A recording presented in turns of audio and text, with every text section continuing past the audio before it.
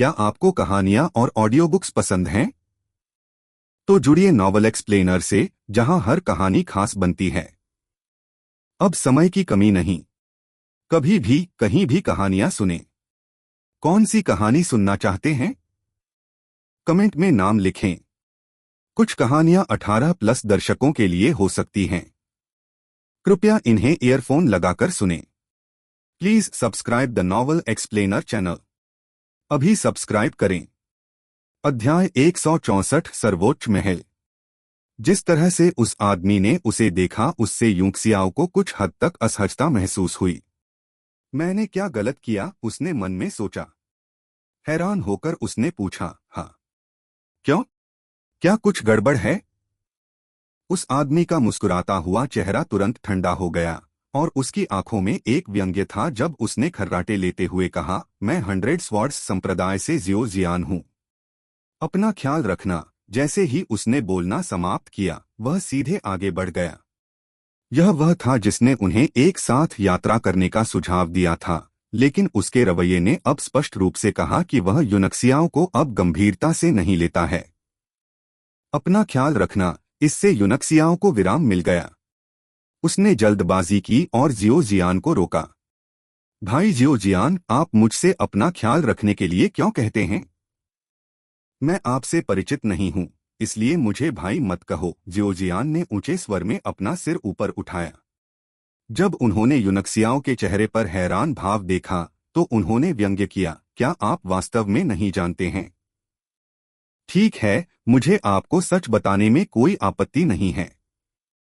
क्या आप ध्यान संप्रदाय में अलोकप्रिय हैं और अक्सर दूसरों को अपमानित करते हैं? यूनक्सियाओं को अभी भी समझ नहीं आया। फर्क पड़ता है क्या? जियोजियान ने उस पर ठंडी नजर डाली और व्यंग्यात्मक ढंग से कहा, यह बहुत मायने रखता है। आपका ध्यान संप्रदाय फायरक्रो साम्राज्य में एक प्रसिद्ध साधु संप्रदाय है। नेंग फेचेन के अलावा आप में से बाकी लोग बेकार हैं और उनका समय लगभग समाप्त हो गया है। कौन नहीं जानता कि आप निचले संप्रदाय के हैं? सुप्रीम पैलेस ने आपको निमंत्रण भेजकर आपकी चापलूसी की, लेकिन आप भोज में भाग लेने के लिए केवल एक मार्शल मास्टर को भेजते हैं। यह कितना अज्ञानी और अहंकारी है। तो बेहतर होगा कि आप इसका ध्यान रखें। आप बाद में। तभी यूनक्सियाओं को स्थिति समझ में आई। आमतौर पर किसी संप्रदाय द्वारा दूसरों को किसी कार्यक्रम के लिए आमंत्रित करने या किसी कार्यक्रम में शामिल होने के लिए भेजे गए शिष्य की ताकत दूसरों के प्रति उसके दृष्टिकोण का प्रतिनिधित्व करती है। उदाहरण के लिए, सुप्रीम पैलेस ने केवल फू जंकाई को, जो एक महान मार्शल मास्टर था, ध्यान संप्रदाय में भेजा, लेकिन 100 स्वॉर्ड्स संप्रदाय में एक मार्शल लॉर्ड था। हालांकि 100 स्वॉर्ड्स संप्रदाय ने उत्सव में शामिल होने के लिए केवल एक मार्शल लॉर्ड को भेजा था, जियोजियान वास्तव में संप्रदाय के नेता का बेटा था, जिसे संभावित संप्रदाय का नेता चुना गया था। Please subscribe the novel explainer channel. जब जियोजियान ने यूक्सियाओ को देखा, तो उसने सोचा कि वह किसी शक्तिशाली संप्रदाय का शिष्य है, जो एक मार्शल मास्टर को भेजने के लिए काफी बड़ा था।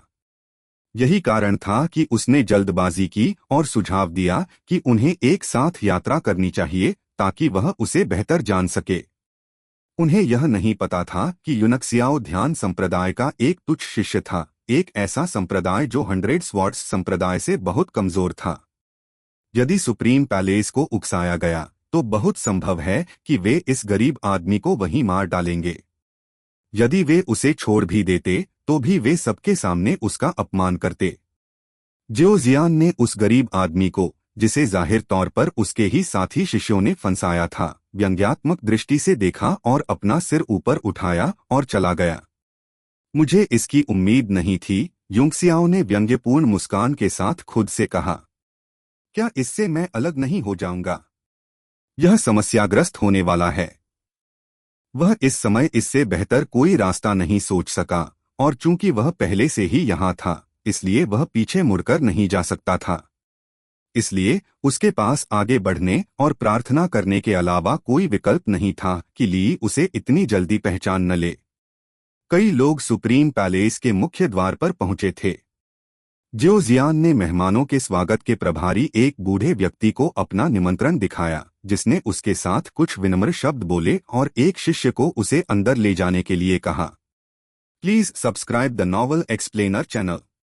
यूनक्सियाओ ने जब इमारतें देखी तो वह चौंक गया। यह सुप्रीम पैलेस वास्तव में उस बेमिंग परिवार से संबंधित है। यहाँ तक कि इसका सामने का गेट भी बिल्कुल बेमिंग डार्क पैलेस जैसा ही है, बस यह छोटा है और उतना भव्य नहीं है, उसने सोचा। उसी समय एक आदमी ने यूनक्सियाओ का ध्यान खींचा। अपना निमंत्रण दिखाते समय उस व्यक्ति ने कहा, मैं फायरक्रो साम्राज्य के जिंगयांग परिवार से जिंगयांग मिंग हूँ। जिंगयांग परिवार। यूनक्सियाओ की पुतलियां सिकुड़ गईं। यह जिंगयांग मिंग एक 2 सितारा मार्शल लॉर्ड था और उससे निकलने वाली हल्की प्राइमर्डियल क्यूई को देखते हुए वह अगले स्तर को तोड़ने वाला था। आपका स्वागत है मेरे प्रभु। कृपया इस तरह। लो माओ, जल्दी से भगवान जिंगयांग मिंग को सम्मान की सीट पर लाए, बूढ़ा चिल्लाया।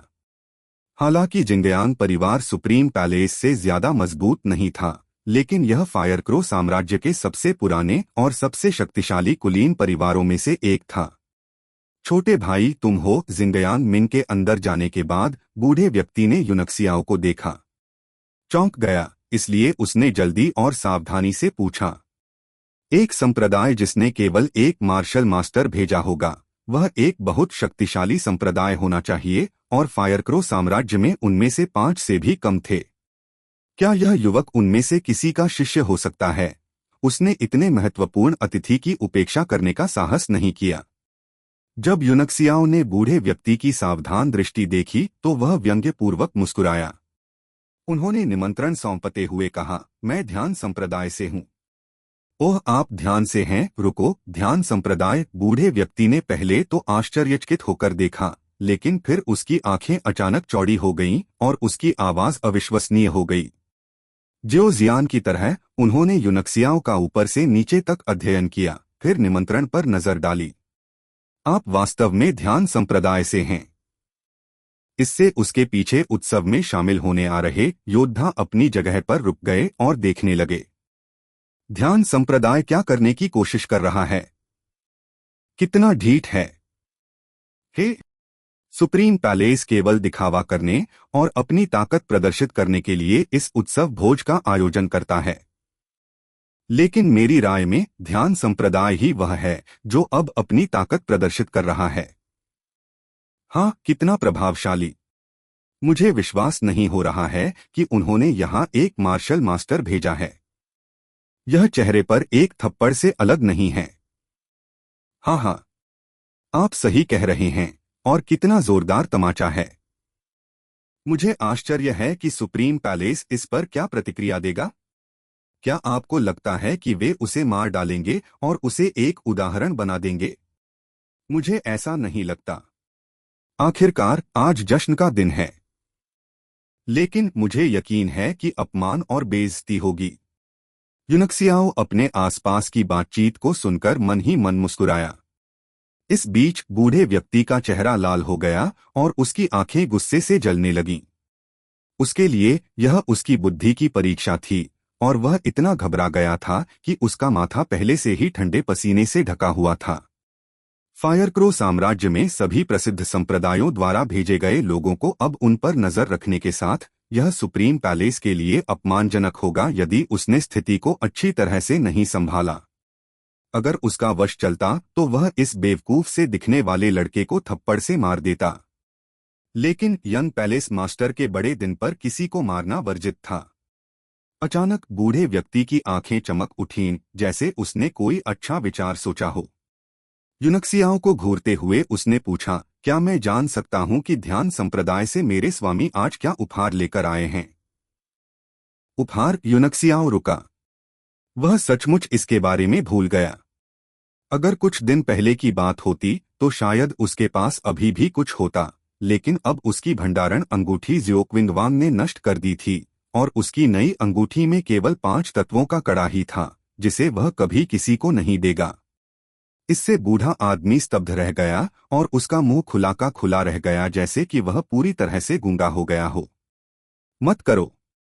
मुझे मत बताओ कि तुम कोई उपहार नहीं लाए हो।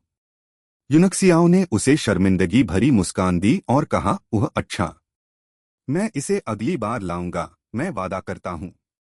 आसपास के लोगों का माथा ठनका। यह बधाई के बजाय शुद्ध उकसावे की कार्रवाई थी। यदि उसे यहाँ इसलिए भेजा गया था क्योंकि उसे उसके साथी शिष्यों ने फंसाया था, तो यह तथ्य कि वह उपहार नहीं लाया था, चेहरे पर एक तमाचे से कम नहीं था। बूढ़े व्यक्ति ने अपना गुस्सा दबा लिया और शांत होने में कुछ समय लिया। उसकी आंखें रोष से चौड़ी थीं, लेकिन उसने अपनी आवाज को शांत करने की पूरी कोशिश की। ठीक है, ठीक है, ठीक है। जू सैन, यहाँ आओ और ध्यान संप्रदाय से हमारे मेहमान को अंदर ले जाओ। एक शिष्य जल्दी से वहां गया, और जब उसने बूढ़े व्यक्ति के चेहरे पर भाव देखा, तो वह समझ गया कि उसे क्या करना चाहिए। महाराज, कृपया मेरे साथ आइए, वह अपनी आवाज निकालते हुए रोया। भीड़ की मजाकिया निगाहों के नीचे यूनक्सियाओं ने कुछ कदम उठाए, और फिर उसने अचानक पूछा, कुछ हद तक आश्चर्यचकित होकर, हम कहाँ जा रहे हैं? वे सभी सामने वाले गेट से क्यों गए? सामने का गेट। जू सैन ने उसकी ओर घूरकर देखा और ऊंचे स्वर में कहा, आप एक स्वामी हैं, इसलिए आपको इस रास्ते से जाना होगा। हमारे यहाँ कुत्तों के लिए एक प्रवेश द्वार है, और यह सीधे जंगल की ओर जाता है।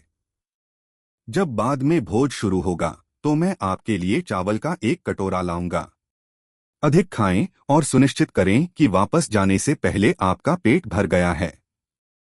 हम ध्यान संप्रदाय को सुप्रीम पैलेस पर आपको चावल का एक कटोरा भी नहीं परोसने का आरोप लगाने नहीं दे सकते। हाँ हाँ। भीड़ तुरंत हंस पड़ी। जू सैन की आवाज तेज थी, इसलिए सभी ने उसे स्पष्ट रूप से सुना। वे बेतहाशा हंसे और उनकी आंखें उपहास से भर गईं। बूढ़ा आदमी भी हंस रहा था और उसका सारा गुस्सा एक पल में गायब हो गया। जितना अधिक उसने जू सैन को देखा, उतना ही अधिक उसे वह पसंद आने लगा। मुझे पहले कैसे एहसास नहीं हुआ कि इस लड़के के पास इतने अच्छे कौशल हैं। इतना खराब भी नहीं। इसके बाद मैं उन्हें प्रमोट करूंगा। बेतहाशा हंसी से घिरे यूनक्सियाओ का चेहरा शांत था। कोई नहीं जानता था कि वह भी अब मन ही मन हंस रहा है। उसने भोज के दौरान चुपचाप बाहर निकलने की योजना बनाई थी, और उसे चिंता थी कि किसी को पता चल जाएगा। लेकिन उन्हें उम्मीद नहीं थी कि उन्हें इतना बेहतरीन मौका दिया जाएगा। वह जानबूझकर परेशानी का भाव रखता था और बार बार आहें भरता था। चलो, आहें भरने से तुम्हें कोई फायदा नहीं होगा। मैंने तुम्हारे लिए लकड़ी का बाड़ा तैयार कर दिया है। इस तरह से कृपया, मेरे स्वामी। अपने चेहरे पर मुस्कान के संकेत के साथ यूनक्सियाओ ने जू सैन के बाद एक छोटे से दरवाजे से प्रवेश किया, और निश्चित रूप से उसे एक लकड़ी के शेड में ले जाया गया। जू सैन ने शेड का दरवाजा धक्का देकर खोला और उपहास करते हुए कहा, मैं आपको यहीं छोड़ दूंगा मेरे प्रभु, क्योंकि मुझे अन्य महत्वपूर्ण कार्य करने हैं। जब बाद में चावल परोसा जाए, तो कुछ और कटोरे खाना याद रखें। हाँ हाँ, वह विजी होकर हंसा और यूनक्सियाओ को पीछे छोड़कर चला गया। यूनक्सियाओ ने उपहास किया और सीधे जंगल में चला गया, जहां वह पालथी मारकर बैठ गया और अपनी दिव्य भावना व्यक्त की। पलक झपकते ही पूरा सुप्रीम पैलेस उनकी निगरानी में था। उन्होंने सावधानी पूर्वक किसी शक्तिशाली आभा से परहेज किया। हालांकि उसकी दिव्य भावना यहाँ सबसे मजबूत होनी चाहिए, सावधान रहना हमेशा अच्छा था। लेकिन उसने जो देखा उससे तुरंत उसके चेहरे पर शिकन आ गई। इस सुप्रीम पैलेस ने न केवल बेमिंग डार्क पैलेस के सामने के गेट की नकल की थी, बल्कि उनके अंदरूनी हिस्से भी लगभग समान थे। इसके अलावा जिस अत्यधिक ठंडी ऊर्जा की उन्होंने खेती की, वह वास्तव में बेमिंग परिवार की बेमिंग ठंडी ऊर्जा थी, जो दुनिया की सबसे खतरनाक ऊर्जाओं में से एक थी। और लुओ युनशान की शुद्ध यांग ऊर्जा उन साधना तकनीकों में से एक थी जो इसे दबा सकती थी। उन्हें समझ नहीं आया कि दुनिया की दो सबसे क्रूर खेती तकनीकें एक ही समय में फायरक्रो साम्राज्य में क्यों दिखाई देंगी। चूंकि इसका आंतरिक भाग बेमिंग डार्क पैलेस के समान है, इसलिए उनका खजाना भी उसी स्थान पर होना चाहिए। यूनक्सियाओ मुस्कुराया और वह बहुत तेजी से वुडशेड से गायब हो गया और मुख्य हॉल के बगल में एक छोटी गैलरी की ओर भाग गया। अपने पिछले जीवन में उसने 3 बार बेमिंग डार्क पैलेस पर हमला किया था और भाग निकला था। अगर किसी ने उसकी मदद नहीं की होती तो वह लगभग हर बार अंदर ही मर जाता, इसलिए वह इसके लेआउट से बहुत परिचित था। हालांकि यह जगह बहुत छोटी थी, चूंकि यह एक प्रति थी, इसलिए उसे इधर-उधर घूमने में कोई कठिनाई नहीं हुई। जल्द ही कुछ दीर्घाओं को पार करने के बाद वह एक छोटे से आंगन के सामने आ गया। इसके अंदर एक प्राचीन वर्गाकार मीनार थी जो अपनी क्रिस्टल स्पष्ट निर्माण सामग्री के साथ शानदार दिखती थी। अध्याय 165 एक पुराने मित्र से मिलें। उनके पास सरलतम रचनात्मकता का भी अभाव है। वे वर्गाकार मीनार की भी नकल क्यों करना चाहते हैं और फिर इसे इतनी घटिया तरीके से क्यों बनाना चाहते हैं? यूनक्सियाओं की नज़र में इतना शानदार टॉवर महज एक खराब तरीके से निर्मित घटिया उत्पाद था। वह आंगन में कदम रखने ही वाला था कि अचानक उसे कुछ महसूस हुआ। झट से उसने अपना आभामंडल वापस ले लिया और एक कोने में छिप गया। थोड़ी देर बाद एक सफेद आकृति चुपचाप उसकी ओर दौड़ी, उसके चलते समय इधर-उधर देख रही थी, जैसे कि उसे दूसरों द्वारा पकड़े जाने का डर हो। कुछ झटके के साथ उसने आंगन में छलांग लगा दी। यूनक्सियाओं की आंखें चमक उठीं और वह लगभग हंसते हुए बोला, वह आदमी ली था। ऐसा लग रहा था जैसे उनका एक दूसरे से मिलना तय था। वह यहाँ क्या कर रहा है? क्या वह भी यहाँ कुछ चुराने आया है? यूनक्सियाओं ने मन में सोचा। वह वास्तव में अपने ही संप्रदाय से चोरी करने में साहसी है। खैर, फिर मैं उसे अपना मार्गदर्शक बनने दूंगा। आंगन में कदम रखने के बाद यी बिना हिले-डुले वहीं खड़ा रहा, मानो वह एक मूर्ति में बदल गया हो। यूनक्सियाओ थोड़ा आश्चर्यचकित हुआ। अभी कुछ ही दिन हुए थे, लेकिन ली पहले ही 1 स्टार मार्शल लॉर्ड बनने के लिए आगे बढ़ चुके थे। प्रगति उससे भी तेज थी। उसे आश्चर्य हुआ कि दूसरे ने कैसे खेती की। Please subscribe the novel explainer channel. कुछ इंतजार इंतजार करने के बाद ही ली ने आगे बढ़ना शुरू किया। सावधानी से उसने एक पैर उठाया और एक कदम उठाया, फिर दूसरा कदम उठाया। वह हर कदम बड़े अजीब ढंग से रखता था और बहुत सावधानी से चलता था।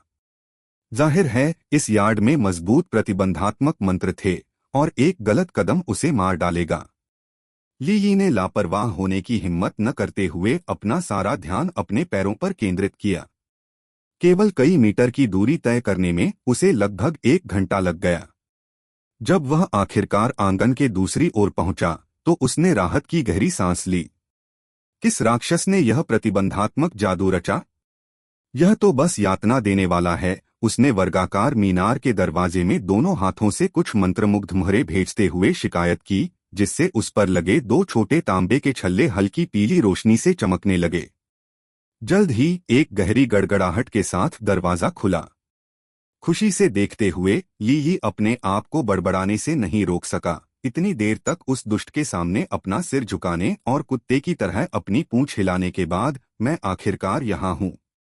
सौभाग्य से वह टूट गया और एक उत्सव भोज दे रहा है, अन्यथा मुझे यह अवसर नहीं मिलता।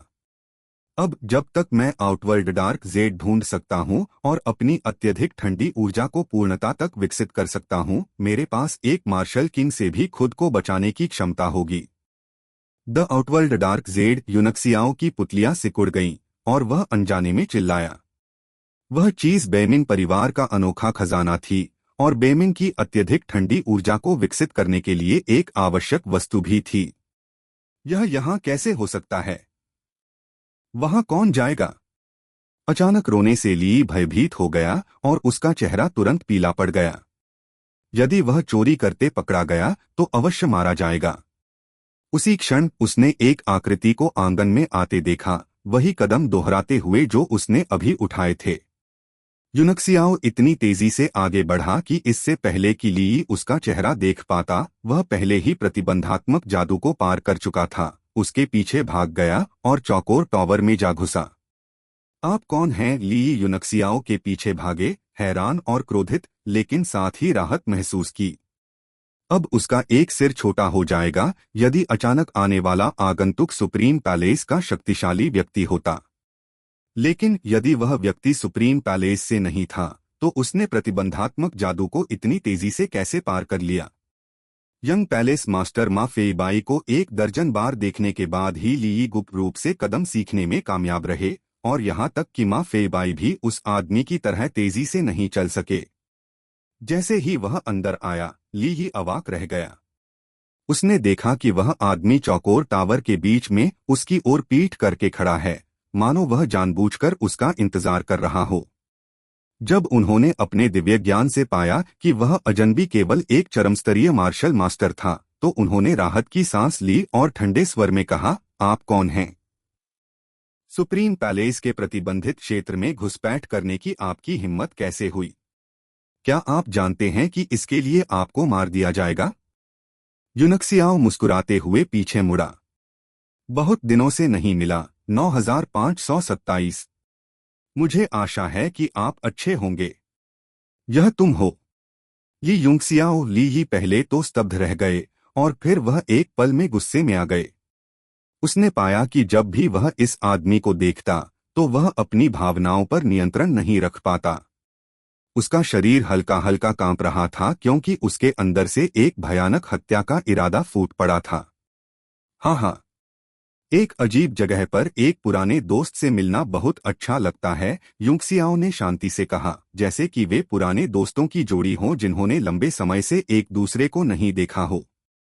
ली ने कुछ गहरी सांसें लीं और शांत होने की पूरी कोशिश की। वह पहले से ही एक मार्शल लॉर्ड था, और उसने खुद से कहा कि उसे इस आदमी से डरना नहीं चाहिए। ठंडे स्वर में उन्होंने कहा, यह इस पर निर्भर करता है कि आपका जो पुराना दोस्त किसी अनजान जगह पर मिलता है, वह आपसे क्या चाहता है। अगर वह आपसे पैसे उधार लेने की कोशिश करता है, तो यह अब उतना अच्छा नहीं होगा। हाँ, 9527। तुम इतने मजाकिया कब से हो गए? यूनक्सियाओ हंसी से दहाड़ा। ली के चेहरे पर हत्या का इरादा स्पष्ट था। मुझे यह बिल्कुल भी हास्यास्पद नहीं लगता। आपने प्रतिबंधात्मक मंत्र को बाईपास करने के चरण कैसे सीखे? वह अब भी हैरान था। यदि यह सुप्रीम पैलेस से कोई व्यक्ति यहाँ प्रवेश करता, तो वह अभी भी स्वीकार कर सकता था, लेकिन वह पूरी तरह से चकित हो गया जब वह व्यक्ति यूंगसियाओ था। यूनक्सियाओ ने मुस्कुराते हुए कहा, आप ही हैं जिसने मुझे सिखाया। इस बार मुझे वास्तव में आपको धन्यवाद देना है। यदि आप पहले नहीं आए होते, तो उस प्रतिबंधात्मक जादू से मैं टुकड़े टुकड़े हो गया होता। यह सुनकर ली लगभग बेहोश हो गए। उसे विश्वास नहीं हो रहा था कि उसने अनजाने में यूनक्सियाओ की मदद की थी, जिससे वह चाकू से काटे जाने से भी ज्यादा परेशान था। क्रोधित होते हुए उसने अपने जबड़े भींचे और कहा, बकवास। चरणों को सीखने से पहले मुझे दर्जनों बार देखना पड़ा। भले ही आप वास्तव में प्रतिभाशाली हों और इसे केवल एक बार देखकर सीख लिया हो, लेकिन ऐसी कोई संभावना नहीं है कि आप इसे इतनी दक्षता के साथ उपयोग कर सकें। यूनक्सियाओ ने उसे ऐसे देखा जैसे वह कोई बेवकूफ हो, और उसने मजाक उड़ाया, केवल तुम्हारी उस नजर से मैं बता सकता हूं कि तुम एक असभ्य आदमी हो, एक नौकर बनने के लिए पैदा हुए भौतिक व्यक्ति। तुम संगीत और नृत्य के बारे में कुछ नहीं जानते। तुम्हें पहले कुछ कदम उठाते हुए देखने के तुरंत बाद मुझे एहसास हुआ कि यह प्राचीन काल में सबसे लोकप्रिय नृत्य चरणों में से एक है, जिसे सोल एंड स्वॉर्ड डांस कहा जाता है। जब उसका काम पूरा हो गया, तो उसने जमीन पर लयबद्ध तरीके से पैर पटकना शुरू कर दिया, अजीब कदमों से आगे बढ़ा और अपने ऊपरी शरीर के साथ नृत्य किया। देखो, क्या मैं इसे सही कर रहा हूं? इसके साथ संगीत भी है, जिसे कहा जाता है। ली ने उसके खत्म होने का इंतजार नहीं किया, इससे पहले कि उसने खांसते हुए मुंह से खून निकाल लिया। यूनक्सियाओ के कुशल कदमों और लय को देखकर उसे अब कोई संदेह नहीं था कि उसने वास्तव में अपने दुश्मन की मदद की थी। वह इतना क्रोधित था कि उसका सिर चकरा गया और वह चिल्लाया, अपने आप पर इतना गर्व मत करो ये यूनक्सियाओ। आज यहीं तुम्हारी मृत्यु होगी। आप इतने गुस्से में क्यों हैं? यह आपके स्वास्थ्य के लिए अच्छा नहीं है। इसके अलावा, यदि आप बहुत अधिक शोर करते हैं, तो आप दूसरों को आकर्षित कर सकते हैं। यूनक्सियाओ ने मुस्कुराते हुए ली की ओर हाथ हिलाया और कहा, यहाँ आओ और मेरे साथ नृत्य करो। इससे आपको कुछ दबाव कम करने में मदद मिलेगी। आप ली इतने गुस्से में थे कि उन्हें लगा कि उनकी छाती फटने वाली है। लेकिन जब उसने सोचा कि यहाँ घुसने के लिए उसने कितना प्रयास किया है और यदि वह खोजा गया तो सभी प्रयास व्यर्थ हो जाएंगे और वह निश्चित रूप से मारा जाएगा, उसने क्रोध को दबाते हुए कहा, मैं तुम्हारी बकवास बहुत कर चुका हूँ। बस मुझे बताओ कि तुम क्या चाहते हो। हे, मैं जो चाहता हूँ वह कुछ खास नहीं है। मैं यहाँ बहुत सारे खजाने देख सकता हूँ और मैं उन सभी को चाहता हूँ, युंगसियाओ ने लापरवाही से कहा। बिल्कुल नहीं, यी ने इसे कठोरता से खारिज कर दिया। बहुत दूर मत जाओ, मैं तुमसे कहता हूँ। यहाँ बहुत सारे खजाने हैं और मुझे डर है कि तुम उन सभी को नहीं ले सकते। इसके अलावा मैं वह हूँ जो पहले आया था। दांत पीसते हुए वह रुका और बोला, हम चीजें साझा करेंगे। आप 40% लेते हैं और मैं बाकी लेता हूँ। युनक्सियाओ हंसा। उन्होंने आश्चर्यचकित होकर कहा, क्या आप निश्चित हैं कि आप कोई चुटकुला नहीं सुना रहे हैं? ली यी की छाती क्रोध से फूल उठी। वह नहीं जानता था कि वह क्यों चाहता था कि जब भी वह युनक्सियाओ को देखे तो वह उस चेहरे को टुकड़े टुकड़े कर दे। जब वह ली परिवार में था तो उसने कभी भी इतनी बेकार नजर नहीं डाली थी और उसने यह उम्मीद भी नहीं की थी कि जब वह ऐसा करेगा तो उसकी आंखों में तेज रोशनी आ जाएगी। ठीक है, मैं इस बार हार स्वीकार करता हूं। हम सब कुछ समान रूप से साझा करेंगे। युनक्सियाओ ने अपनी मजाकिया नजर हटा ली और उपहास करते हुए कहा, आप मेरे परिवार के सिर्फ एक तुच्छ सेवक हैं। आपको क्या लगता है कि आप मेरे साथ सब कुछ समान रूप से साझा करने के योग्य हैं? ली अंततः इसे और बर्दाश्त नहीं कर सकी। जैसे ही वह आगे बढ़ा, एक पल में उसकी आंखों से एक भयंकर जानलेवा आभा फूट पड़ी। इस बीच उसके दाहिने हाथ में एक सुनहरी चमक थी। यह एक तेज तलवार थी जो कहीं से भी निकली और उसने उसे सीधे युंगसियाओ के गले की ओर धकेल दिया। उसने सावधानी को पूरी तरह से हवा में उड़ा दिया और उसने अपने दिल में कसम खाई कि वह आज इस छोटे से बेटे को मार डालेगा, भले ही इसके लिए उसकी अपनी जान ही क्यों न चुकानी पड़े।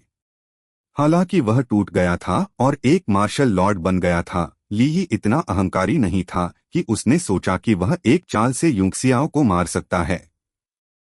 निश्चित रूप से उसने युनक्सियाओ को थोड़ा हिलते हुए और अपनी तलवार को उंगली से झटका देते हुए देखा, जिससे तेज ब्लेड एक तरफ गिर गया। उसने तुरंत महसूस किया कि कोई बड़ी शक्ति उसकी ओर आ रही है, जिससे उसका हाथ थोड़ा कांपने लगा। अपने दिल में सदमे को रोकते हुए उसने तेजी से तलवार घुमाई और युनक्सियाओ को तलवार की रोशनी से ढक दिया। मेरे पास अब आप पर बर्बाद करने का समय नहीं है, इस डर से कि उनके द्वारा किया गया शोर अन्य लोगों को सचेत कर देगा। युनक्सियाओ ने अपना टाइगर टूथ निकाला। एक धीमी बाघ दहाड़ सुनाई दी और एक पल के लिए पूरा हॉल एक बाघ राजा की ताकत से भर गया। टाइगर टूथ की तलवार, वह दहाड़ जो जंगल को हिला देती है। असंभव। ली की पुतलियां सिकुड़ गईं क्योंकि उसके दिल में आतंक भर गया। युनक्सियाओ की तलवार के वार ने उसकी तलवार की सारी रोशनी नष्ट कर दी क्योंकि वह एक भयंकर बाघ शक्ति में बदल गई, जिसने एक राक्षस बाघ राजा की तरह उस पर छलांग लगा दी, जिससे उसकी आभा बंद हो गई और उसके लिए बचना असंभव हो गया।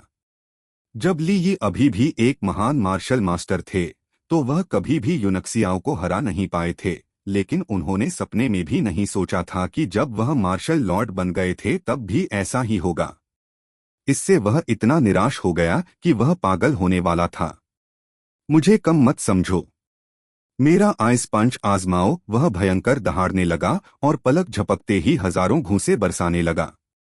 एक पल के लिए दुनिया उसकी मुट्ठी से भर गई और टावर के अंदर का तापमान काफी गिर गया।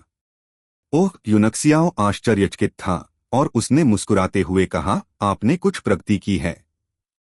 टाइगर टूथ की तलवार, ब्लू लोटस तलवार का गीत। जब ली ने युनक्सियाओ का आकस्मिक रूप देखा तो उसे फिर से खून की खांसी होने जैसा महसूस हुआ, लेकिन फिर उसे तुरंत युनक्सियाओ के हाथों से खिल रहे कुछ विशाल कमल के फूलों से एक बड़े खतरे का एहसास हुआ, जिसने उसके सभी आइस पंचों को अवरुद्ध कर दिया। अपने चेहरे पर हल्की मुस्कान के साथ युनक्सियाओ ने अपनी तलवार की ओर इशारा किया। अचानक तलवार की रोशनी से संघनित फूल खिल गए और पंखुड़ियों में टूट गए। हवा के झोंके से लुढ़कने से पहले हवा से नीचे गिर गए, जो एक छोटे बवंडर में बदल गया और लीई की ओर घूम गया। पलक झपकते ही लीई पंखुड़ियों से घिर गया, जिससे वह भयभीत हो गया। बवंडर की सभी पंखुड़ियां तलवार की रोशनी से बनी थीं, जिसका मतलब था कि एक ही समय में हजारों तलवार की रोशनी उस पर गिर रही थी। उसने गहरी सांस ली और अपनी पीठ पर ठंडक महसूस की, लेकिन उसी क्षण उसका मन शांत हो गया। यदि उसने अपनी जान गंवा दी तो यूंगसियाओं को मारने का क्या मतलब था, और आउटवर्ल्ड डार्क जेड प्राप्त करने का क्या मतलब था। अध्याय 166 सेटअप। सबसे महत्वपूर्ण क्षण में यी जाग गए और उन्हें एहसास हुआ कि उनके जीवन से ज्यादा महत्वपूर्ण कुछ भी नहीं है। बर्फ ऊर्जा, बर्फ तलवार तकनीक। अचानक ठंडी हवा के छल्ले उभरे और उसके चारों ओर घूमने लगे। फिर ठंडी हवा का एक गुबार तलवार की रोशनी में तब्दील हो गया और रास्ते में बाघ की सारी शक्ति को दूर धकेल दिया, क्योंकि उसने नीले कमल की पंखुड़ियों के बीच से एक रास्ता काट दिया, जिसने हवा को अवरुद्ध कर दिया। ली यूनक्सियाओ, मैं कसम खाता हूं कि मैं तुम्हें एक दिन मार डालूंगा, तुम्हारी लाश को हजारों बार काटूंगा, फिर उसे जला दूंगा और राख को हर जगह बिखेर दूंगा, यी चिल्लाया जब वह उस रास्ते से भाग गया जिसे उसने काट दिया था। यूनक्सियाओ ने हंसते हुए कहा, मैं आपका इंतजार करूंगा, और मैं हमारी अगली मुलाकात का इंतजार कर रहा हूं। ली का शरीर एक क्षण के लिए रुक गया। यह स्पष्ट था कि उसे एक बार फिर उकसाया गया था, लेकिन अगले ही पल वह दूर गायब हो गया। मुझे संदेह है कि वह दूसरों को मेरे बारे में बताएगा, लेकिन मुझे यहाँ बहुत लंबे समय तक नहीं रहना चाहिए। यूनक्सियाओ ने चौकोर टॉवर में चारों ओर नजर डाली और जो कुछ उसने देखा उसे अपनी रिंग में डाल दिया। वास्तव में कई अच्छी चीजें हैं, लेकिन उनमें से कोई भी आउटवर्ल्ड डार्क जेड जितना अच्छा नहीं है। अब यह कहाँ है? भौहें सिकोड़ते हुए वह पालथी मारकर बैठ गया और अपनी दिव्य भावना को फैलाते हुए चौकोर मीनार के हर कोने को खोजता रहा और सबसे छोटे स्थान की भी उपेक्षा नहीं की। कितना चतुर! उन्होंने मुझे लगभग धोखा दे दिया। यूनक्सियाओ को एक कोने में कमजोर ऊर्जा के उतार चढ़ाव का एहसास हुआ। वह ऊपर चला गया और एक पैर से जमीन पर लात मारी और वह तुरंत टूट गया, जिससे एक छोटा सा गड्ढा दिखाई दिया। अंदर जेड जैसी सामग्री से बना एक अति सुंदर छोटा सफेद बक्सा रखा हुआ था, जो किसी जानवर की हड्डी जैसा लग रहा था। उसने बक्सा खोला और भूरे चमड़े के एक वर्ग में लिपटी एक वस्तु देखी। उसने आवरण को छुआ और चिल्लाया, एक प्राचीन अजगर की खाल। कोई आश्चर्य नहीं कि यह मेरी दिव्य भावना को अवरुद्ध कर सकता है। सौभाग्य से यह चमड़ा बहुत छोटा है और पर्याप्त शक्तिशाली नहीं है। उसने ड्रैगन की खाल उठाई और एक चांदी सफेद पत्थर प्रकट हुआ। इस बीच एक तेज ठंडी हवा उसके चेहरे पर आई और उसे ऐसा महसूस हुआ जैसे वह तुरंत जम गया हो और अपनी सुध-बुध खो रहा हो, जबकि अत्यधिक ठंडी ऊर्जा की एक धारा उसके मध्याह्न रेखा पर हमला कर रही थी। उसने तुरंत पत्थर को त्वचा से ढक दिया और यह एहसास गायब हो गया, बस उसके हाथ अभी भी बर्फ की पतली परत में ढके हुए थे। यह वास्तव में आउटवर्ल्ड डार्क जेड है। हालांकि यह केवल एक हथेली के आकार का है, किसी को इसे बेमिंग डार्क पैलेस से तोड़ देना चाहिए था। टस्क टस्क, क्या मातियान्हे बेमिंग डार्क पैलेस का गद्दार है? वह सिर्फ एक मार्शल ग्रैंडमास्टर है, और फिर भी उसने उनसे इसे चुराने की हिम्मत की। उसे वास्तव में मौत या खतरे का कोई अंदाजा नहीं है। सब कुछ दूर रखने के बाद यूनक्सियाओ ने स्क्वायर टॉवर छोड़ दिया और बैंक्वेट हॉल की ओर चल पड़ा। यी को भागे हुए काफी समय हो गया था और सुप्रीम पैलेस अभी भी शांत था। उसने शायद इस डर से किसी को सचेत नहीं किया कि यह उसे भी इसमें घसीट लेगा। जैसे ही उसने दूर से बैंक्वेट हॉल से आनंददायक गायन और हंसी की आवाज सुनी, यूनक्सियाओ ने व्यंग्य किया। फिर उसके होंठ थोड़े हिले। उसने अपनी आवाज को एक पंक्ति में संपीड़ित किया और हॉल में भेज दिया। जिंगयांग मिंग, जो हॉल में शराब पी रहा था, अचानक भौंचक्का रह गया। उसकी आंखों में संदेह की झलक दिखी, लेकिन अगले ही पल वह गायब हो गई और उसने अचानक बाहर देखा। उसका चेहरा सदमे और आतंक से ढका हुआ था, जिसे छिपाया नहीं जा सकता था। बिना किसी हिचकिचाहट के वह खड़ा हुआ और माँ तियान्हे और माँ फीबाई की ओर मुड़कर बोला, palace master, deputy palace master, कुछ जरूरी काम है जिसके लिए मुझे जल्दी निकलना होगा। मैं आपसे क्षमा चाहता हूँ। माँ तियान्हे एक पल के लिए रुके और उनके चेहरे पर नाराजगी का स्पष्ट भाव आ गया। उन्होंने अपनी कृपा खोए बिना ठंडे स्वर में कहा, चूंकि लॉर्ड जिंगयांग मिंग के पास कुछ अधिक महत्वपूर्ण है, इसलिए हम आपको अब और नहीं रखने का साहस करते हैं। हमारे विपरीत जो कुछ जंगली लोगों की तरह पहाड़ों में रहते हैं, एक व्यक्ति जो साम्राज्य में रहता है वह आमतौर पर अधिक चीजों से बंधा होता है।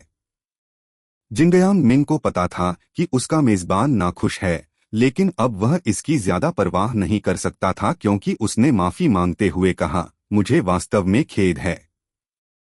मैं वादा करता हूं कि अगली बार मैं आऊंगा और आपसे क्षमा मांगूंगा।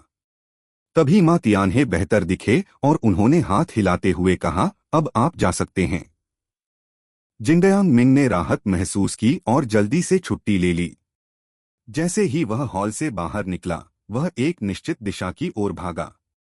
अभी अभी उसके कान में एक आवाज भेजी गई जिसमें उसे एक बहुत ही गहन साधना तकनीक बताई गई।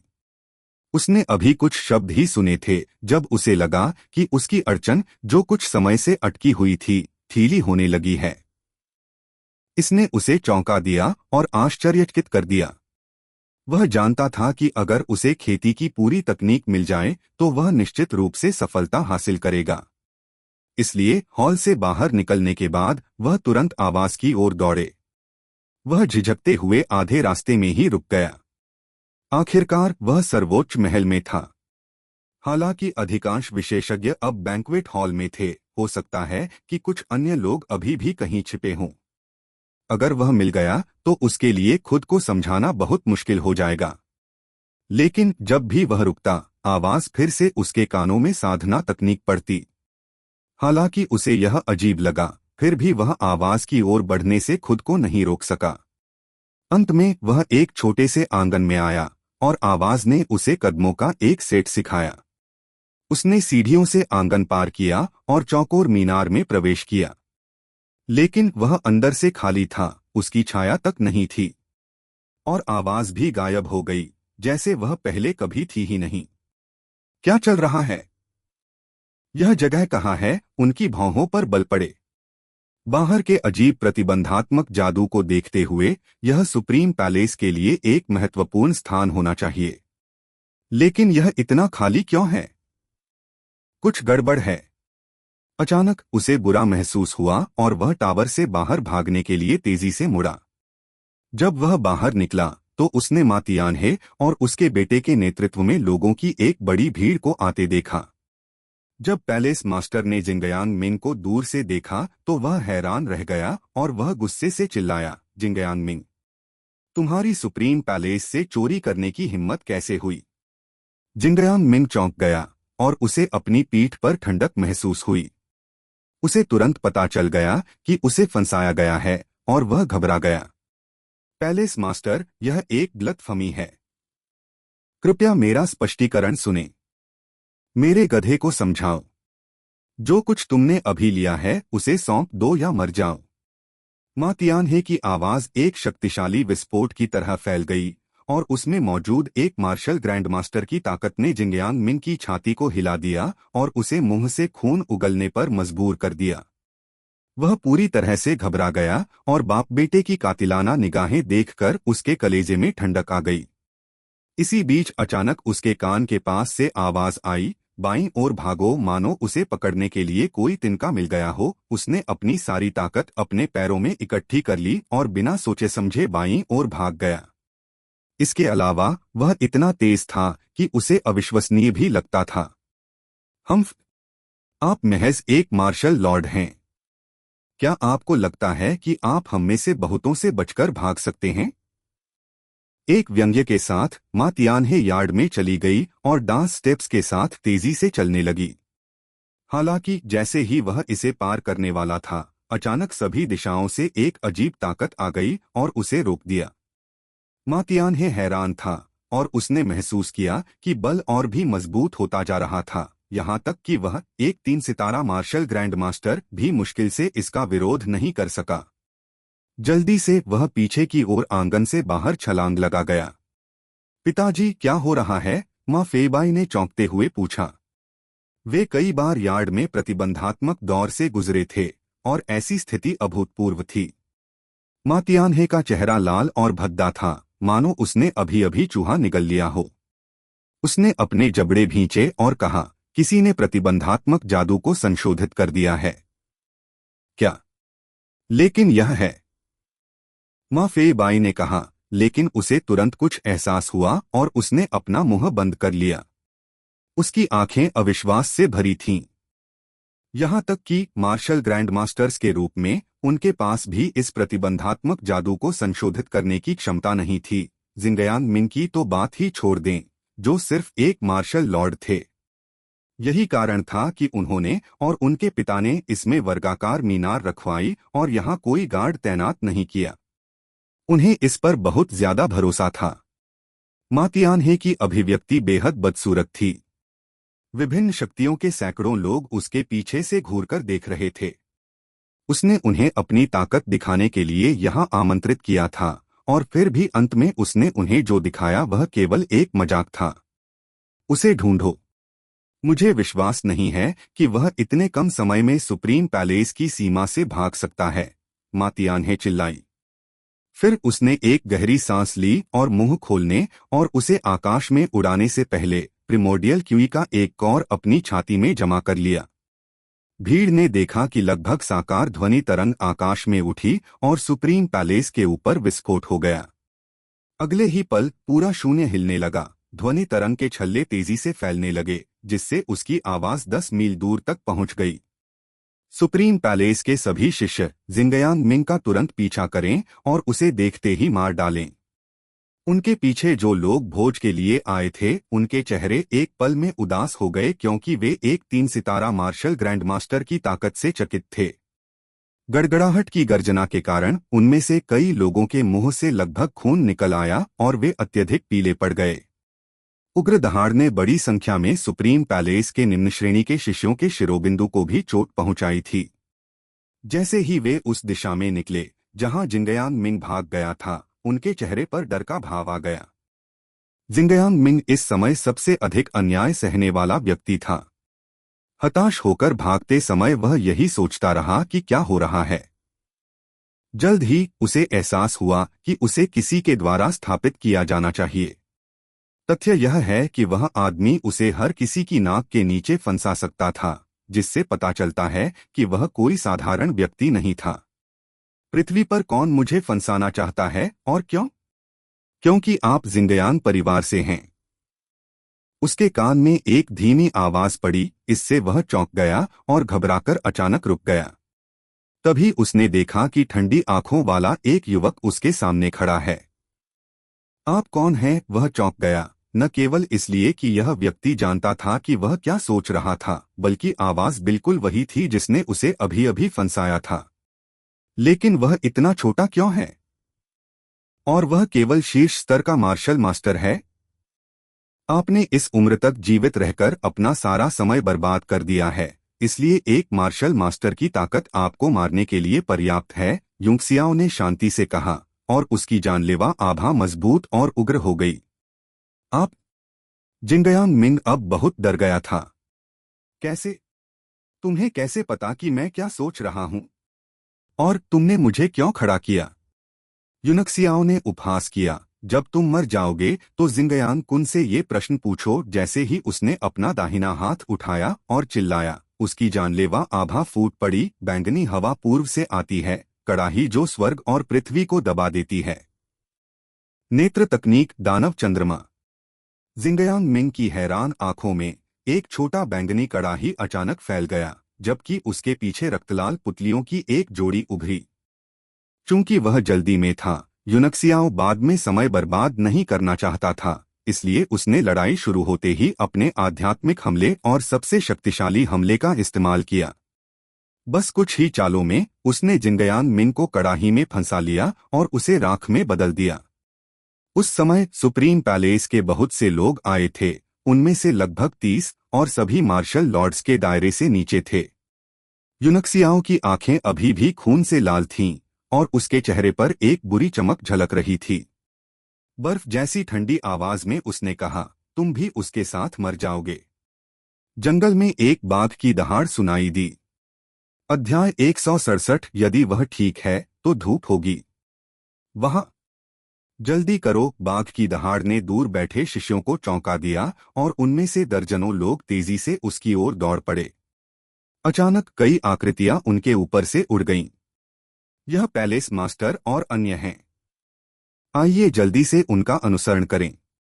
प्रारंभ में इन शिष्यों को अपने दिलों में घबराहट महसूस हुई। उन्हें चिंता थी कि दुश्मन बहुत शक्तिशाली हो सकता है। लेकिन जब उन्होंने अपने 2 महल स्वामियों को भी आवाज की ओर बढ़ते देखा तो उन्हें अपना आत्मविश्वास मिल गया, इसलिए वे बेतहाशा भागे। लेकिन वे अभी कुछ ही कदम चले थे कि अंतिम प्रिमोर्डियल क्यूई के साथ मिश्रित एक जोरदार गर्जना उनके चेहरे पर आई, जिससे वे पीछे की ओर उड़ गए और उन्हें खून की खांसी होने लगी। जिंगयांग मिंग, मैं कसम खाता हूं कि मैं तुम्हें एक दिन मार डालूंगा। यूनक्सियाओ ने बहुत पहले ही अपने टाइगर किंग रथ को सैकड़ों मील दूर तक चला दिया था। इस यात्रा के दौरान उसने एक पत्थर से 2 पक्षियों को मार डाला था। न केवल उसने सुप्रीम पैलेस के खजाने में सब कुछ चुरा लिया था, बल्कि उसने इसका दोष जिंगयांग परिवार पर भी मढ़ दिया था। जिंगयांग कुन, तुमने मेरे एक व्यक्ति को मार डाला और मैं तुम्हारे पूरे परिवार को मार डालूंगा। उसके अंदर से एक भयानक जानलेवा हवा फूट पड़ी। इस बीच आकाश में गड़गड़ाते हुए रथ के चारों ओर एक गहरा बैंगनी बादल उभरा। यानवो लौटने के बाद यूनक्सियाओ ने तुरंत दिव्य दायरे टैबलेट में प्रवेश किया और एकांत में ध्यान करना शुरू कर दिया। मार्शल मास्टर की बाधा को पार करने और एक महान मार्शल मास्टर बनने में उन्हें केवल 1 दिन लगा। क्या शांगयांग शहर जा रहे हैं? जियो क्विंगवांग ने अपनी आंखें सिकोड़ लीं और गहरी आवाज में कहा, यंग मास्टर यू, क्या आप जिंगयांग परिवार की तलाश करने जा रहे हैं? शांगयांग शहर फायरक्रो साम्राज्य की राजधानी थी, जो कुलीन परिवारों और शाही परिवार का घर था। टूटने के बाद यूनक्सियाओ ने तुरंत सभी को बुलाया। जियो क्विंगवांग के गंभीर चेहरे को देखते हुए उसने शांति से सिर हिलाया और कहा, हाँ, मैं जिंगयांग परिवार की तलाश करने जा रहा हूँ। यह नाम सुनते ही ली चुनयांग का चेहरा उदास हो गया, लेकिन उन्होंने बेबसी से अपना सिर हिलाया और कहा, मैं असहमत हूँ। अगर हमें अब जिंगयांग परिवार से लड़ना है तो यह अंडे से पत्थर मारने से अलग नहीं है। उनके मार्शल ग्रैंडमास्टर्स में से एक ही हमें भ्रम में डालने के लिए पर्याप्त था। हालांकि क्विंगवांग भी अब एक मार्शल ग्रैंडमास्टर हैं, फिर भी हम सैकड़ों साल के इतिहास वाले परिवार की तुलना में बहुत कमजोर हैं। यूनक्सियाओ ने ठंडे स्वर में कहा, क्या आपको लगता है कि अगर हम हमला करने की पहल नहीं करेंगे तो वे हमारे पास नहीं आएंगे? जिंगयांग कुन कुछ दिनों से लापता है और क्या आपको लगता है कि उसके परिवार को नहीं पता कि हमने उसे मार डाला? हम जो भी करें हमें पहल अपने हाथों में लेनी होगी। मेरे मन में पहले से ही एक योजना है और मुझे अपने साथ आने के लिए सिर्फ 11 लोगों की जरूरत है। 11 लोग, जियो क्विंगवांग ने कहा। वे 11 विशेषज्ञों की एक टीम को इकट्ठा कर सकते थे जो मार्शल लॉर्ड्स और उससे ऊपर के थे। ऐसी सेना तियानशुई में किसी को भी हराने के लिए काफी मजबूत थी, लेकिन फायरक्रो में एक कुलीन परिवार से निपटने के लिए यह पर्याप्त नहीं थी। अपनी गतिविधि या योजना में मुझे शामिल करें। दरवाजे से एक आवाज आई, जिसके बाद तेज हवा का झोंका आया और भीड़ को अपने चेहरे पर एक दबाव महसूस हुआ। उपस्थित सभी लोगों की चौंका देने वाली निगाहों के बीच कियान डुओडुओ अचानक बड़े हॉल में प्रकट हुए। अवर्णनीय आभा से आच्छादित वह पहले से बहुत अलग लग रहा था। मार्शल ग्रैंडमास्टर जियो क्विंगवांग की पुतलियां सिकुड़ गईं। कियान डुओडुओ की आभा को देखते हुए उन्होंने आश्चर्य से कहा, आपने भी मार्शल किंग की बाधा को तोड़ दिया है। हम अपने चेहरे पर तिरस्कारपूर्ण भाव के साथ कियान डुओडुओ ने ठंडे स्वर में कहा, जब आपने भी ऐसा किया है तो मैं ऐसा क्यों नहीं कर सकता? वास्तव में यह मेरे लिए कुछ खास नहीं है, वह सच कह रहा था। भले ही उसने 9 ऑरिफिसेस गोली नहीं ली हो, फिर भी जब तक वह ब्रोकन मून स्क्रॉल के साथ ध्यान करता है तब तक वह सफलता प्राप्त कर सकता है। लेकिन यह उतना तेज नहीं होगा। यूनक्सियाओ ने कियान डुओडुओ की ओर देखा और उसकी आंखों में अनुमोदनात्मक दृष्टि से कहा, दिमाग हृदय का अनुसरण करता है। आपने इतनी जल्दी अपना साधना आधार स्थिर कर लिया है। सचमुच एक व्यक्ति जो ब्रोकन मून स्क्रॉल का अभ्यास करता है। हालांकि क्विंगवांग आपसे पहले ही सफल हो गया, फिर भी वह आपसे थोड़ा कमजोर है। कियान डुओडुओ के चेहरे पर एक अजीब भाव था। यूनक्सियाओं के बात करने का तरीका ऐसा था जैसे कोई 3 साल का बच्चा किसी 30 साल के वयस्क से कह रहा हो, तुम्हारे पास अच्छी शारीरिक ताकत है, बुरी नहीं। उस भावना का वर्णन करना कठिन था। जियो क्विंगवांग ने कियान डुओडुओ की अभिव्यक्ति देखी और हंसे। असंबद्ध मत होइए, इस लड़के ने जो कहा है उससे मैं बहुत आश्वस्त हूँ। अगर उसने कहा कि मैं आपसे कमजोर हूँ, तो इसका मतलब है कि मैं वास्तव में आपसे कमजोर हूँ। अब हमारे पास 2 मार्शल ग्रैंड मास्टर हैं, मुझे लगता है कि हम इसे आजमा सकते हैं। मार्शल ग्रैंड मास्टर के खिलाफ लड़ाई के दौरान यूनक्सियाओं ने जो ताकत दिखाई थी, उसके बारे में सोचकर कियान डुओडुओ के पास कहने के लिए और कुछ नहीं था। उसने कभी इस तरह का सनकी नहीं देखा था, जो बाहर से एक महान मार्शल मास्टर था, लेकिन उसके पास एक मार्शल लॉर्ड या यहाँ तक कि एक मार्शल राजा की ताकत थी। नहीं, ली चुनयांग ने कठोरता से अस्वीकार कर दिया। आप दोनों अभी अभी आगे बढ़े हैं और उन अनुभवी मार्शल ग्रैंड मास्टर्स से आपका कोई मुकाबला नहीं होगा। मुझे भी इसमें गिने। एक तेज आवाज गूंजी और फिर बड़े हॉल में एक जोरदार हंसी गूंज उठी। भीड़ मुड़ी और नेंग फेचेन को आगे बढ़ते देखा। वह ऊर्जा से चमक रहे थे और अब बूढ़े नहीं दिखते थे। यह स्पष्ट था कि उनमें प्रबल जीवन शक्ति थी और उनका जीवनकाल काफी बढ़ गया था। औषधीय गोलियों के लिए धन्यवाद, यंग मास्टर यून। नेंग फेचेन ने झुककर यूक्सियाओ को कृतज्ञतापूर्वक धन्यवाद दिया। उसका दिल मिश्रित भावनाओं से भर गया। ली चुनयांग कुछ हद तक स्तब्ध थे। उन्हें लगा कि दुनिया बहुत तेजी से बदल गई है। ऐसा लगा मानो उसने बस एक बार पलक झपकाई हो और 3 मार्शल ग्रैंडमास्टर सामने आ गए हों। उस क्षेत्र के 3 विशेषज्ञ जिनके बारे में उन्होंने अतीत में कल्पना करने की हिम्मत नहीं की थी, उनके सामने खड़े थे, उनके पोते की ओर झुक रहे थे। आपका स्वागत है, संप्रदाय नेता नेंग, और मुझे इस समय वास्तव में आपकी मदद की जरूरत है, यूनक्सियाओ ने मुस्कुराते हुए कहा। नेंग फेचेन ने गंभीरता से कहा, आपको ऐसा बोलने की जरूरत नहीं है, मेरे स्वामी। अब जब ध्यान संप्रदाय ने यानवू के सामने आत्मसमर्पण कर दिया है, तो हम स्वाभाविक रूप से मेरे स्वामी के आदेशों का पालन करेंगे। जब आसपास के लोगों ने उसे अपना पक्ष स्पष्ट रूप से बताते हुए सुना तो उन्हें राहत महसूस हुई। आखिरकार ध्यान संप्रदाय यानवू से कमजोर नहीं था और अब ने फेचेन के मार्शल ग्रैंडमास्टर बनने के साथ इसे नियंत्रित करना बेहद मुश्किल हो सकता है। लेकिन ऐसा लग रहा था कि उन्हें कुछ ज्यादा ही चिंता हो गई थी। यूनक्सियाओ ने संतुष्टि के साथ कहा, अच्छा, मुझे खुशी है कि संप्रदाय नेता नेंग ऐसा सोचते हैं। जब तक आप पूरे दिल से मेरा अनुसरण करते हैं, आपको भविष्य में एक मार्शल सम्राट या यहाँ तक कि एक मार्शल सुप्रीम बनने की आशा रहेगी। वह सच कह रहा था। जब तक वह 9वें स्तर की कीमिया सुप्रीम की अपनी ताकत को बहाल कर सकता है, ये सभी लोग केवल औषधीय गोलियों के साथ उच्च लोकों में आगे बढ़ सकते हैं। हालांकि उन्होंने इसे गंभीरता से नहीं लिया और सोचा कि उन्होंने सिर्फ शिष्टाचार के लिए ऐसा कहा है।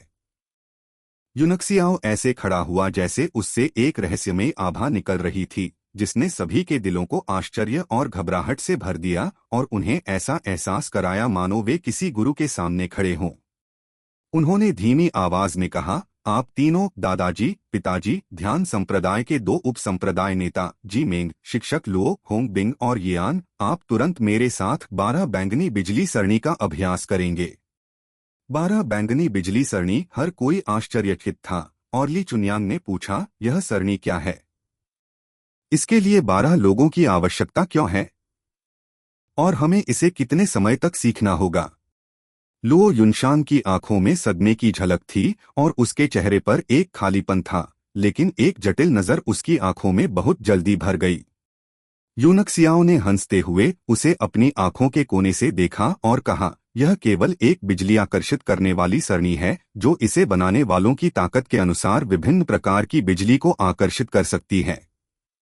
यदि यह 12 मार्शल संप्रभुओं द्वारा बनाई गई है तो यह सार्वभौमिक ब्रह्मा दिव्य बिजली नामक सबसे मजबूत बिजली को आकर्षित कर सकती है जो अविनाशी शरीर वाले एक योद्धा को भी मिटा सकती है। भीड़ अचंभित रह गई। उन्होंने सोचा कि यह केवल एक सरल और सामान्य सरणी थी, लेकिन यह इतनी स्वर्ग विरोधी निकली।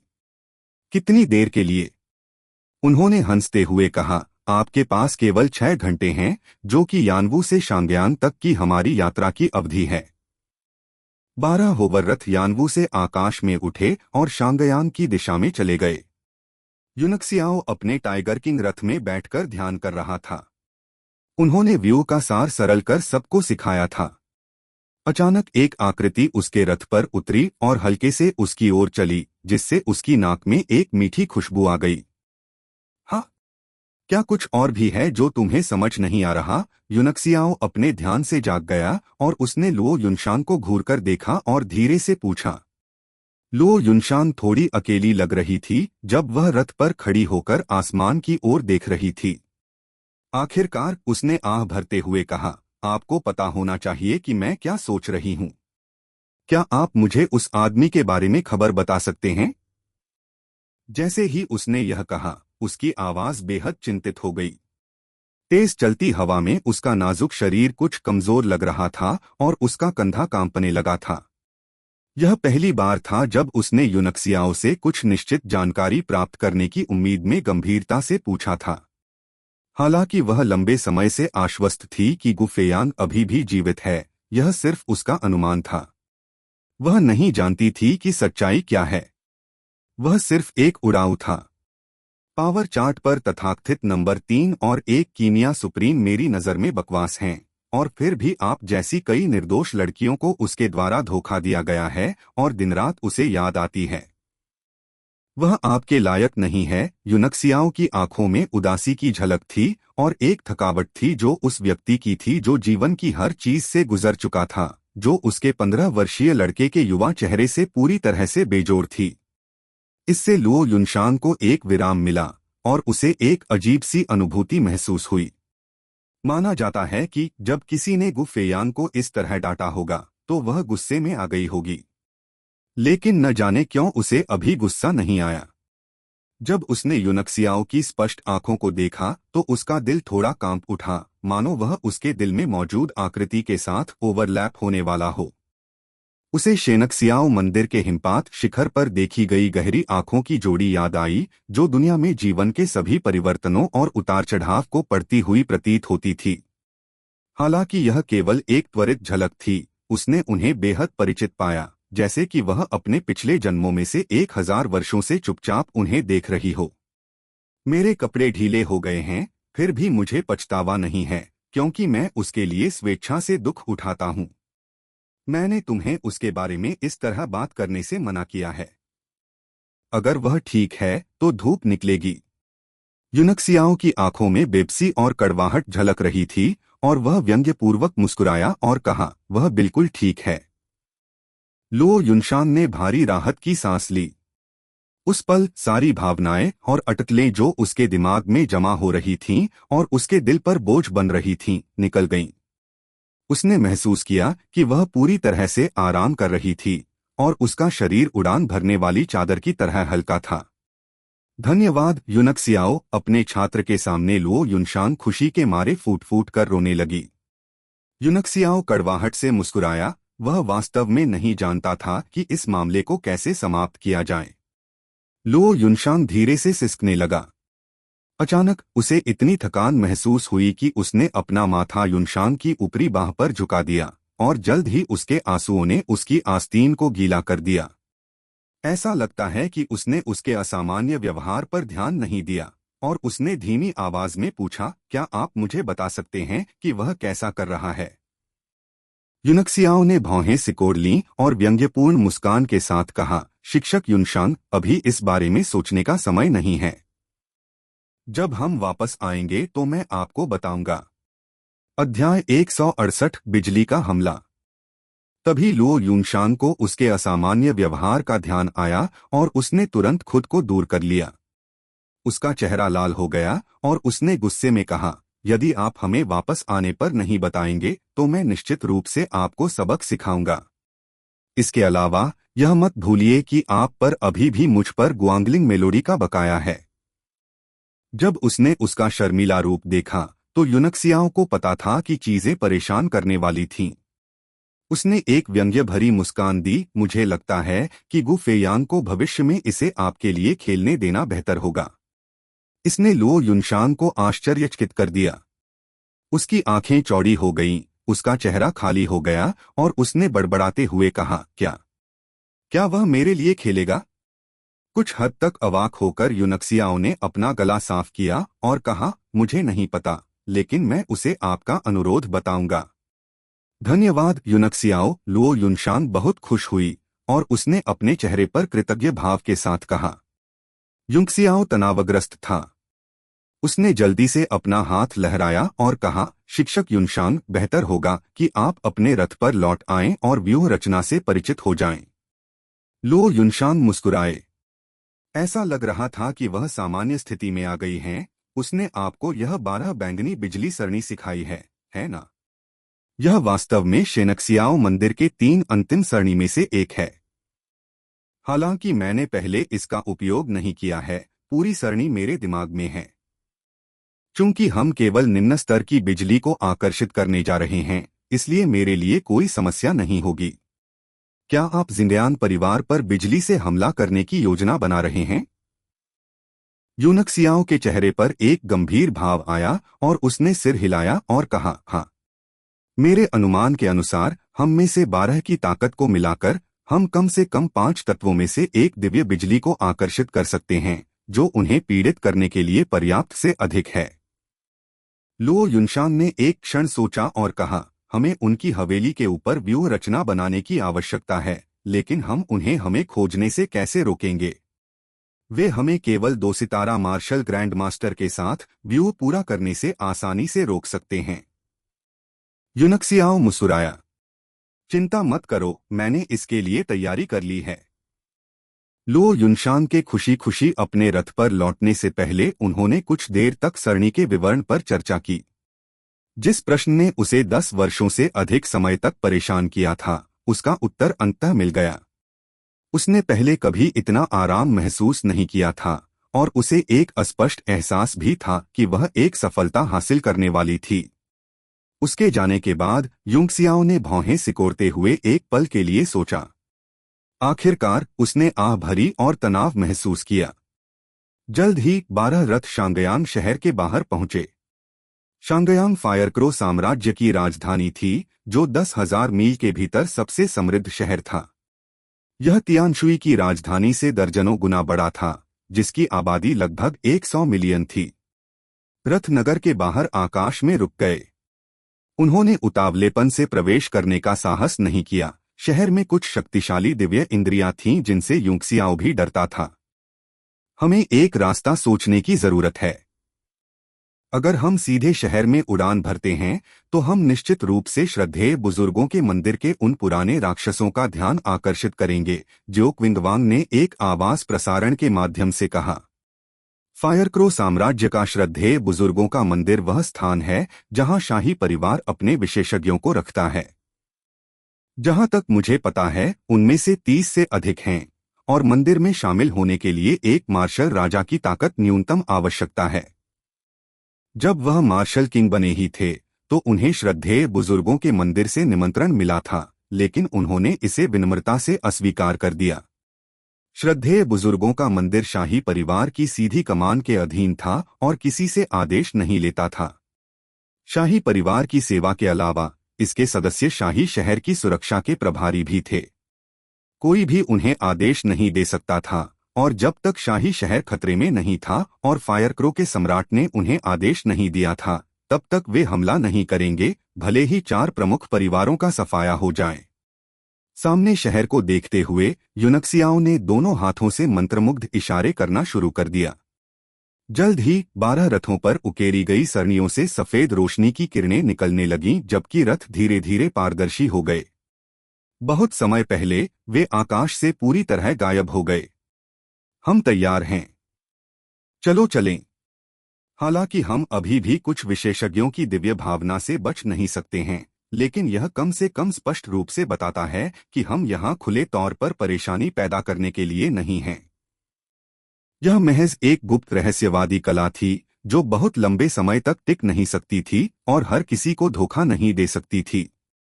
जैसे ही रथों ने शांगयांग के हवाई क्षेत्र में प्रवेश किया, शाही शहर के विभिन्न स्थानों से कई मजबूत दिव्य इंद्रियां एक पल में उन्हें निशाना बनाने के लिए दौड़ पड़ी। यूनक्सियाओं का चेहरा थोड़ा चमक उठा। ये दिव्य इंद्रियां बहुत प्रबल थीं और कुछ उनसे कमजोर भी नहीं थीं।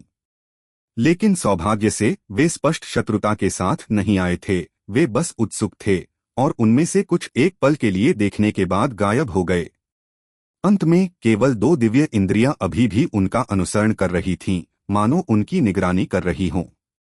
हम जैसा चाहो वैसा देखो, यूनक्सियाओं ने व्यंग्य किया। 2 दिव्य इंद्रियों पर अधिक ध्यान न देते हुए उसने रथ को सीधे जिंगयांग परिवार के ऊपर चढ़ा दिया। जैसे ही उसने अपनी अंगूठी से आउटवर्ल्ड डार्क जेड वाला छोटा बॉक्स निकाला, उसके चेहरे पर एक ठंडी मुस्कान आ गई। सरणी की आंख के रूप में इस चीज के साथ सुप्रीम पैलेस अपना नाम साफ करने के लिए कुछ नहीं कर सकता है। शांगयांग ने एक विशाल भूमि पर कब्जा कर लिया, लेकिन यहाँ तक कि जिंगयांग परिवार, जिसका सैकड़ों वर्षों का इतिहास था, केवल राजधानी के किनारे पर इतनी बड़ी संपत्ति नहीं खरीद सका। हालांकि यह भी एक कुलीन परिवार था, फिर भी इसकी तुलना शाही शहर के मध्य क्षेत्र में स्थित उन सुपर परिवारों से नहीं की जा सकती थी। जिंगयांग परिवार के आम हॉल में परिवार का वर्तमान मुखिया जिंगयांग ही आगे पीछे घूम रहा था। पिछले कुछ दिनों से ध्यान करते समय उन्हें बेचैनी महसूस हो रही थी। अपने वर्तमान साधना आधार के साथ वह बिना किसी कारण के चीजों को महसूस नहीं करेगा। क्या जिंगयांग कुन अभी तक यानवू से नहीं लौटा है? उसे अस्पष्ट रूप से एक बुरा एहसास हुआ। परिवार के मुख्य प्रबंधक जिंगयांग चेंग ने भौहें चढ़ाकर कहा, नहीं महाराज, एल्डर कुन अभी तक नहीं लौटे हैं। जिंगयांग यी की आंखों में एक चिंतित दृष्टि आ गई। उसे अब तक वापस आ जाना चाहिए। हालांकि वह सिर्फ एक सितारा मार्शल ग्रैंड मास्टर है, फिर भी वह एक वास्तविक मार्शल ग्रैंड मास्टर है। इसके अलावा उसके पास 2 आंतरिक रहस्यवादी कलाकृतियां हैं। भले ही वह कार्य में असफल हो गया, उसे सुरक्षित वापस आने में सक्षम होना चाहिए। यानवू तियानशुई का एक छोटा सा शहर है। ऐसा कोई रास्ता नहीं है जिससे वह उसे फंसा सके। मुख्य भंडारी को भी समझ नहीं आया। क्या ऐसा हो सकता है कि एल्डर कुन को अचानक किसी जरूरी मामले में कहीं और भाग लेना पड़ा हो? हम परिवार का वारिस अब मर चुका है, वह कैसे नहीं जान सकता कि क्या अधिक महत्वपूर्ण है। लेकिन फिर यह अच्छा है कि जिंगयांग जी की मृत्यु हो गई।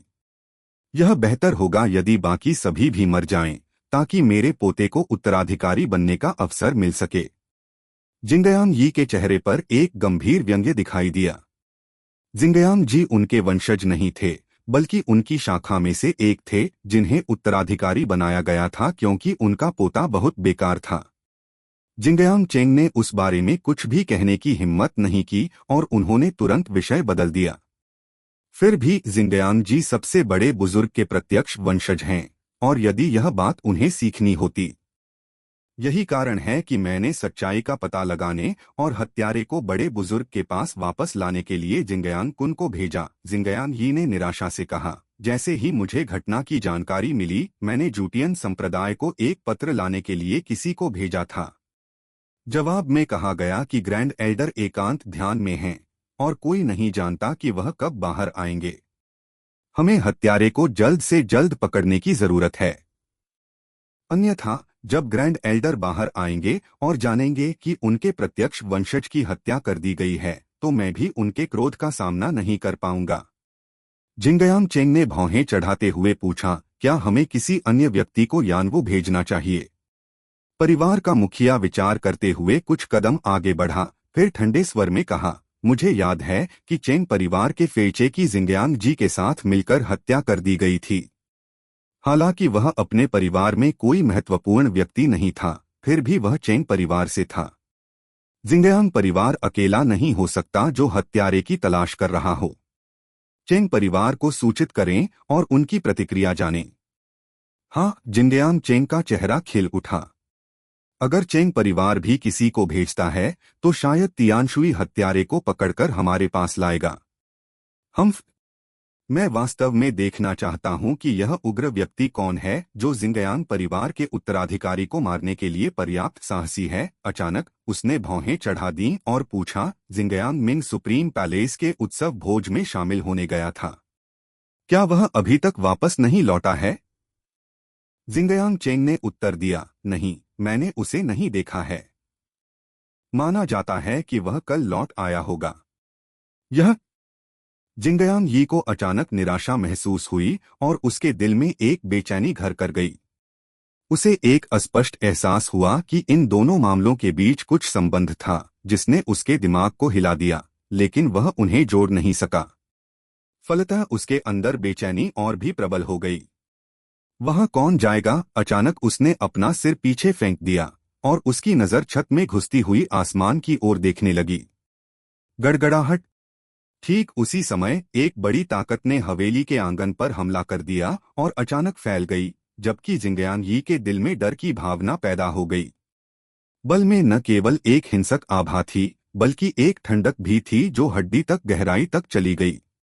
वह एक 4 सितारा मार्शल ग्रैंड मास्टर था और फिर भी उसमें अभी भी वह भावना थी। वह कल्पना भी नहीं कर सकता था कि ऐसी शक्ति के सामने दूसरे लोग क्या महसूस करेंगे। तुम कौन हो?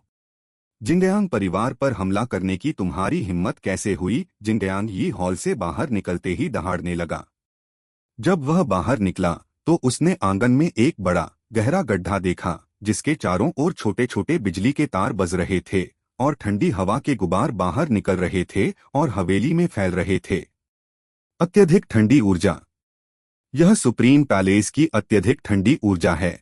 उसने ठंडी सांस ली और जो कुछ उसने देखा उस पर उसे विश्वास नहीं हुआ।